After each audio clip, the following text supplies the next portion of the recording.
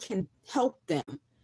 That's a crime. We don't exploit people because you can't do it. Okay, they cut me. Okay, they cut me with mentally ill people so that I can help them. That's a crime.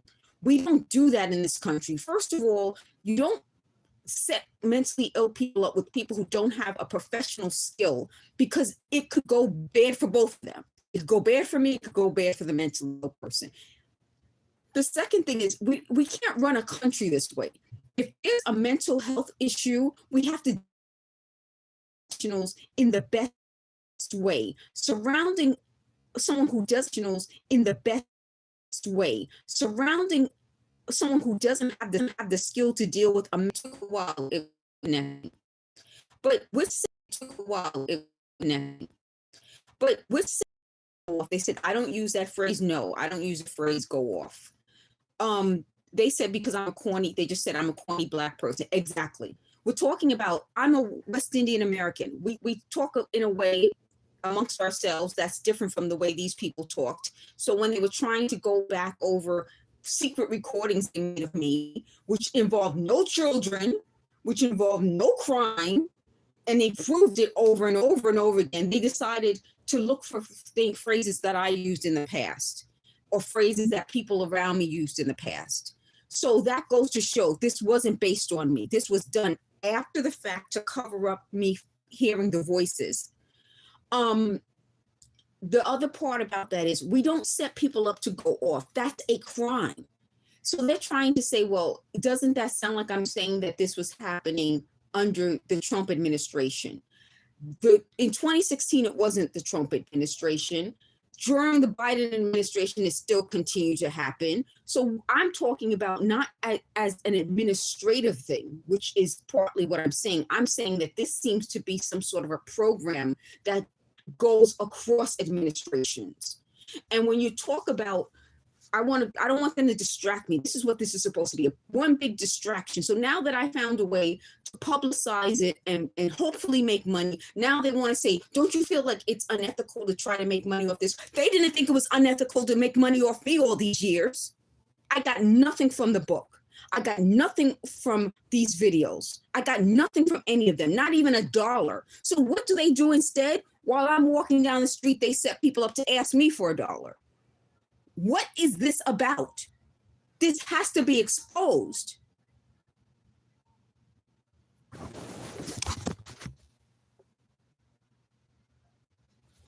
This has to be exposed. We can't live in a country where people are being exploited in this way, even if it's just me being exploited. Because once they start to exploit me, they'll start to exploit other people. And the more this exploitation goes on, the more I'm losing money every minute of my life. They said I'm attractive. Part of my job was to be attractive. And that was enabled me to have the jobs I've had. I'm not going to let them shame me over that, because that is what a lot of people do. They make money off what they have, off our skills, off our talents, off our abilities, off our attractiveness. So they even admitted today while I was in the street, there would be no way I wouldn't make money on YouTube, period. And that's what I'm saying. It's one thing if you say, okay, maybe I wouldn't make money because I'm Black. Maybe I wouldn't make money because I'm 52. But then you look and say, well, I have work experience. I'm attractive. I have the skill. I can speak to people. Then what is the real reason they don't want my account to get out? What is the real reason that they said I wouldn't be successful on YouTube? They said that was one of the biggest things they said. They said, the reason we don't want to put your videos out is because people will make fun of you because you don't have the right look. They said, I don't have the white girl look. That's quoting them. In the street, they've called me nigger. So to quote them, let's try to put all of this together in some sort of a logical way. If I don't have the and I'm a nigger, then what I'm saying to them is then put my videos out there. I've gotten thousands of likes. I've gotten thousands of comments. And that goes to show they were wrong. The next part of that is they said the reason they started this to teach me a lesson program was that when I left my job, I didn't have another job lined up. I not only had the YouTube channel lined up, which was monetized at the time, I was doing my eBay business, which I had been doing for years. I also had the ability to do so many other things at the time. So what I'm saying to them, this is not based on me. This is not based on reality. It's based on their delusion that I don't have a good look. This has been my job for years based on the way I look. And I'm not going to be ashamed of that. There's no reason for me to feel ashamed that I've gotten jobs based on my appearance, based on my ability to interact with people. So we're going to rewrite that. And I'm at 52 supposed to be ashamed of that. The other big deal about what they're lying about is that if the lie is they can't do it with me because this was a program where they were supposed to interact with me, then what program is this? We need to have, as a United States citizen, the name of the program and who runs this program. They keep lying and saying it's a surveillance program. It is not. It's a criminal organization involved in New York City that is spread from other countries. So this criminal organization has ties to foreign countries. If they are in any way involved with a foreign country, they would have been surveilled. So someone else would have caught this. The people I've named are foreign. So let's link this together. We're going to link this together. People come from other countries to surveil an American citizen. They commit crimes, then involve me as an American citizen to help them cover up their crimes. Who would not know that? It would have to have been known by multiple law enforcement agencies. So involving me in any way with anyone who committed a crime as an American citizen is a crime.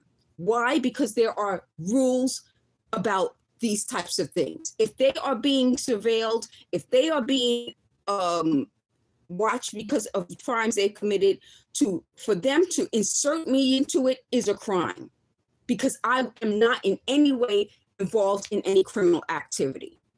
The next part about that I want to put together is that I'm not involved in any criminal activity.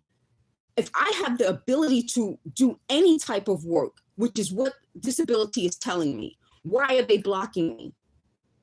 If I can make money on YouTube, why am I being stopped? Why is this program happening to me?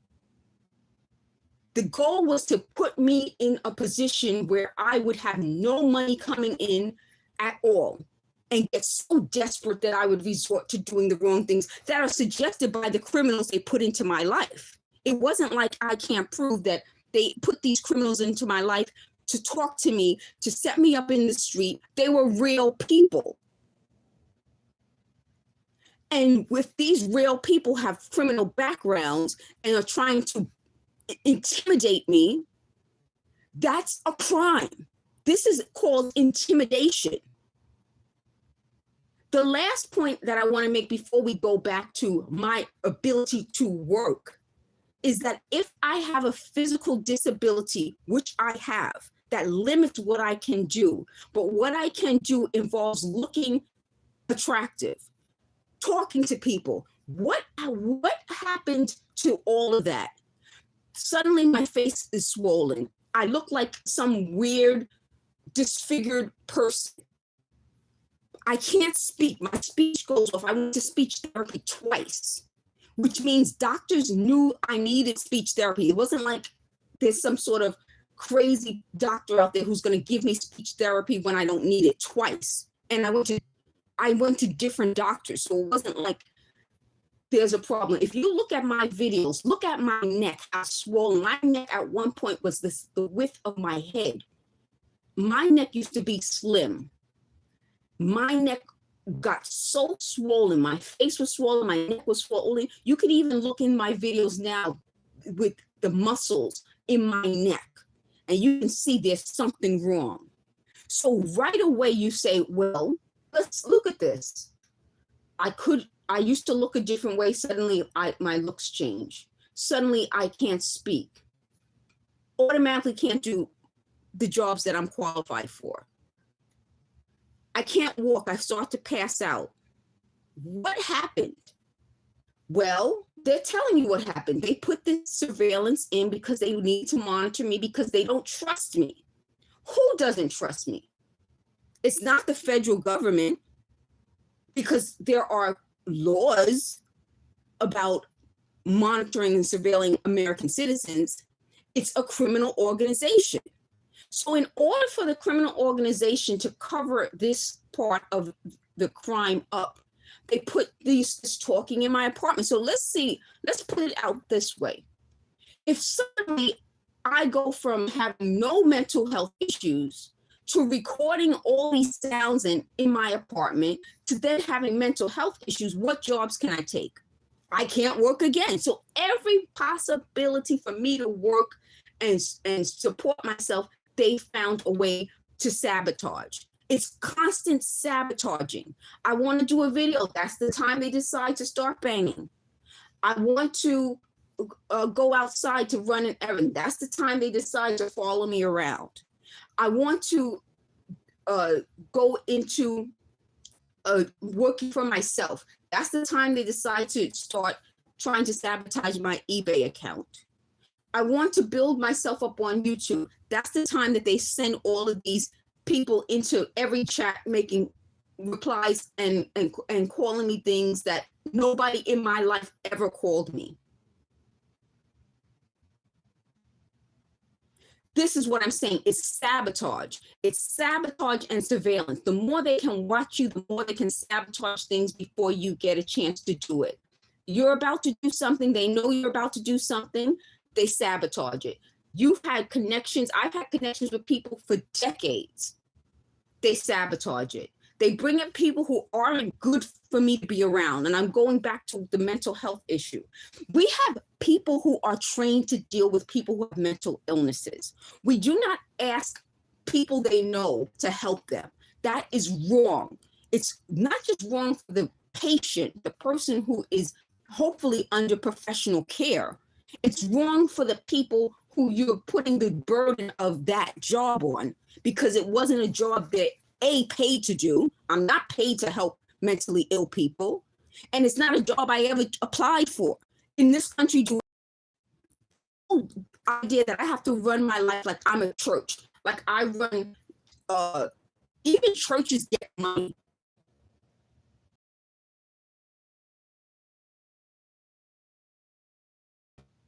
Like I run some sort of, I don't know, they just said a missionary, like I'm a missionary, but not even a missionary, like I'm a charity. I never applied to be a charity. I didn't go to school to be a charity. I went to school to be successful. They think I'm going to feel shame about that. The thousands and thousands of dollars and time and hours I've spent to be successful, I feel no shame for that. This is why this is not an American system. This is some weird foreign criminal organization that thinks that they can recruit people through intimidation tactics to help them out. And then when something goes wrong, they just said, that's it. And then when something goes wrong, who's left here? Who can't get on a plane and fly away? I can't. I'm stuck here. So I'm going to let you guys continue to listen. There's some people in the chat. I want to welcome you guys in the chat, but right now I'm not going to read it out, because once we start to read out the chat, then they'll start talking. But I'm just going to let you guys listen so you can hear the sounds in the apartment. Then I'll get up and I'll go through the chat with you.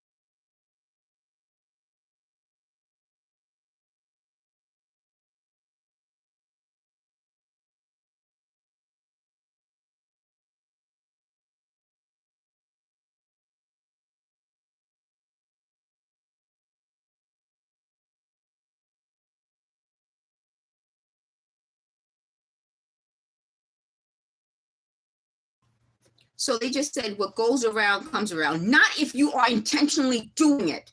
It doesn't work that way. If you're intentionally setting people up, it's not what goes around comes around. It's when you mess with me, this is what it is. It's when you mess with me, I'm going to get you. That's what you're doing. You're not doing what goes around comes around. You're doing, if you mess with me, I'm going to get you, which is another form of intimidation. And that's why you didn't come forward. They kept saying, oh, we came forward. You did not. You're cowards. You set this system up to cover up for your crimes, involve somebody who you thought would never record herself. At one point, let me just tell you who they are as people. They said at one point, the voices told me, don't film it. Well, I'm going to tell you the other thing the voices did. They stole my videos. So even the stuff I filmed, they stole. They said, please, God, that's my point. This is the biggest cover-up I've ever experienced in my life. This is a criminal organization tied to foreign countries, not American. But the people they targeted are American citizens. If you target an American citizen, there are laws. You cannot, that's part of the reason why they said they're trying to figure out how they can cover some of this stuff, yet not, cause as much of, draw as much attention as to this, because I'm an American citizen. So there are laws that I'm given automatically. The people they've involved are partly people who they can intimidate because of this whole guilt thing and, threats and so forth. By me recording myself and doing all this over the years, I mean, again, it started in 2019 with me recording all of this stuff and documenting it. You can tell, who am I bothering? I'm bothering no one. I'm committing no crime, yet they're sabotaging everything I get into. I say to you guys, hey, I'm going to sell things on eBay. What do? They start trying to buy things and canceling it, saying, oh, I said I'm not going to ship to Israel. It was a digital item. It wasn't going to be shipped out at all. You could still buy it and there's no shipping involved. The other thing they sabotaged, they started sabotaging the YouTube channel. The next thing they sabotage, now suddenly they connect this. So the next thing they sabotage is connect this to some sort of intelligence agency. So they're giving me around saying, okay, I'm not going to film such and such because if something bad may happen. But how many years of that can I withstand? So I put everything not for kids. I did that because in the background they're talking. So who knows what they're saying? So then every interaction I have, they have to criticize. It's like I'm standing around outside. I'm looking in, they say, you're looking at the wrong place. You're looking at this person's butt. You're looking at this. You're looking at that all day long. It's to confuse me. It's to set me up to be so absorbed in what they're talking about that I don't focus on the real world. I'll give you an example. I'm on the 12 bus. If you guys know the 12 bus here, it runs down Fordham Road in the Bronx. So I'm on the bus and it's a disabled man. He's behind us. So they're like, oh, he's getting on the bus. But I see a woman come from a different direction. So I line up behind the woman. They said, you skipped the disabled man who was getting on the bus. I wasn't aware of that. I was focusing on the woman who's coming and lining up on the bus. The bus driver tells us, wait, because there's a disabled person. So we, move out of the way so he can get on the bus. And he needed help. So the bus driver helped him. I start to look because something stopped him. The bus driver is paying attention. And some of the passengers were paying attention to see maybe he needed help, something. The people talking are like, why are you staring at him? Didn't you say you don't stare at people on the bus? Never had this conversation with them. Never. They're having a completely different side conversation with each other that somehow they're quoting me as having said to them. Tell me when I told you folks this. Not a date will show up. Nothing will show up. Never had the conversation with them. So it turns out the disabled man took a while to get off, but he ended up getting off. And the other people talking said he probably had some sort of problem getting off the bus, or maybe he had a question. They at one point said, look away, don't stare at him. They just said to me, they just corrected me and said, don't stare at him. But I heard them say, look away, don't look in his direction. That is wrong. If these are the people who are giving advice to me, that's wrong. When somebody is disabled, is around you, you're not supposed to stare, but you're also not supposed to look away from them because they may need something. God forbid something is happening to them and you're looking away. How would they get your attention? He had a hard time getting attention just to get on the bus. So this is what I'm saying. Who are these people? They are not qualified to give out any advice. They're not qualified to surveil and monitor me, let alone anyone I interact with. So now they're going over past interactions and trying to criticize it. They can't correctly criticize current interactions, let alone 40-year-old interactions. There's something wrong with them. So I passed by Little Italy here in the Bronx.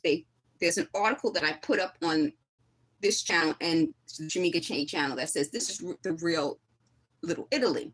So they said at one point they suggested that I go there and do a video on it. I'm disabled. I think they're living in such a delusional world that they don't see what I'm talking about. I'm talking about being disabled, life with my disability, life dealing with them and fighting them, the interaction. So at one point today, I considered using making a video of the man that was acting strange on the bus, but I decided not to because I don't trust anyone involved in the situation at this point because it needs to stop. But I'm dealing with a new form of life for myself, life with a disability. And the way they wanted me to treat that disabled man, I think is disgusting. You're not supposed to look away from disabled people. That points out all sorts of things. Look at that girl's body. Look at this so-and-so. But now we have to look away from disabled people. They're disgusting people. Okay, so I'm going to listen, and then I'll go to any comments.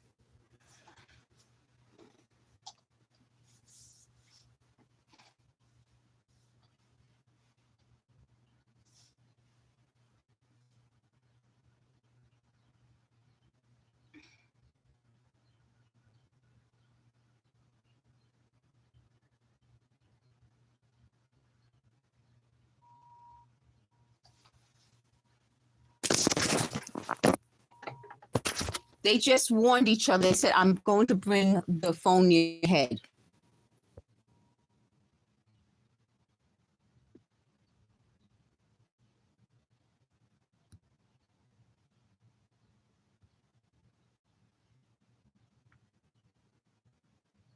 Someone just said they're catching up to you with this.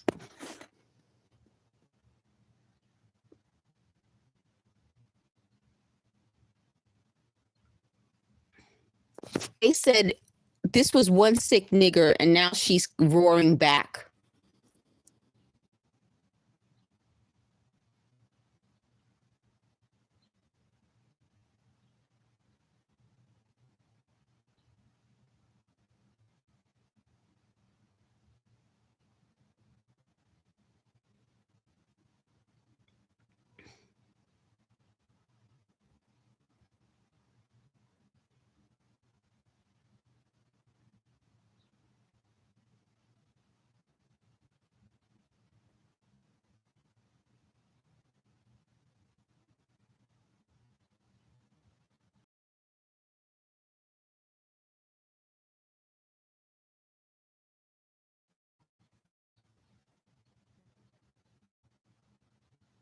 They just said this isn't an American CIA thing.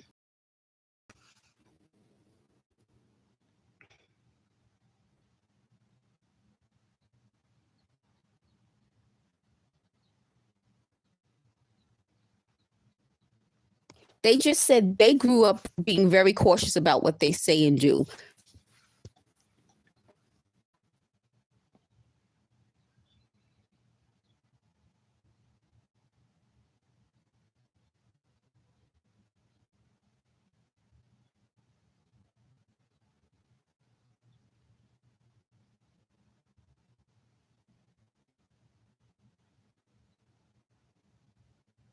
They said they ruined our lives by involving her with this. Thank you. Finally.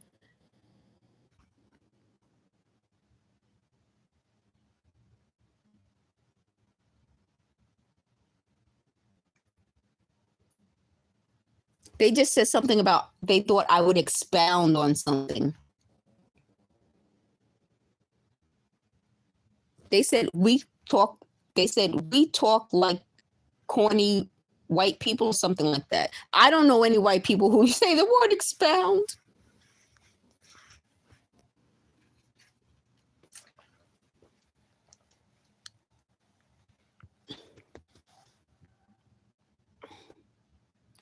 Hi, thanks for your comment. I'm looking at a comment that says Vietnam. Thank you.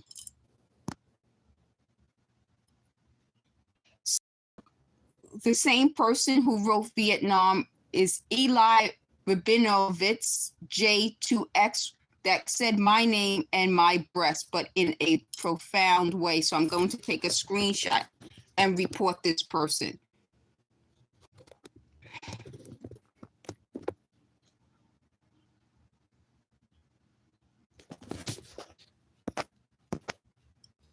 I don't know if you guys who watch can see the comment, but I will post it.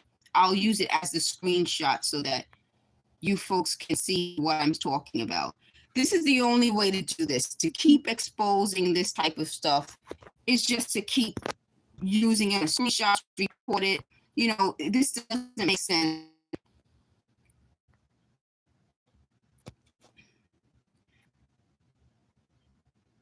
Okay, here's again more sexually harassing comments. Again, I'm just going to put it as a screenshot so everyone can see what's going on. And we can do this. You guys want to publicize stuff? Let's publicize this.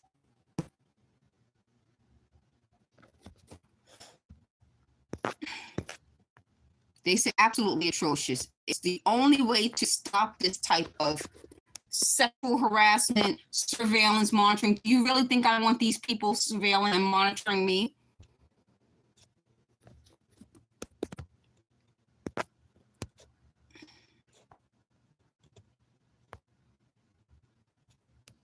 The same person whose name I just read said, "Get naked for me."